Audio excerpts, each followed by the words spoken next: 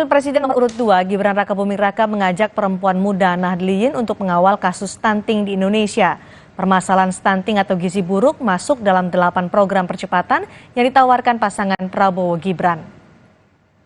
Ajakan ini disampaikan Gibran saat menghadiri deklarasi pergerakan perempuan pemuda Nahdliyin di Jakarta Pusat Rabu malam. Pasangan Prabowo Gibran bertekad menyelesaikan permasalahan stunting di Indonesia dengan membagikan makan siang dan susu gratis bagi anak-anak. Yang jelas tadi kita mengenalkan makan siang gratis, stunting. Kalau tadi kami mengenalkan, kalau sekarang yang sudah berjalan itu kartu prakerja 51% penerimaan manfaatnya adalah kaum perempuan. Ini nanti kami lanjutkan. Intinya kewirausahaan juga, karena sekarang yang penerimaan manfaat kredit misalnya kredit kur, super mikro, kredit mekar, itu penerimaan manfaatnya ibu-ibu rumah tangga.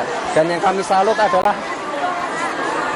kalau yang memanfaatkan adalah kaum perempuan, ibu-ibu rumah tangga, NPV-nya rendah, kredit macetnya hampir tidak ada. Itu yang kita salut. Dan kami juga mengajak ibu-ibu nyai untuk mengawal kasus-kasus stunting yang ada di Indonesia ini, ya.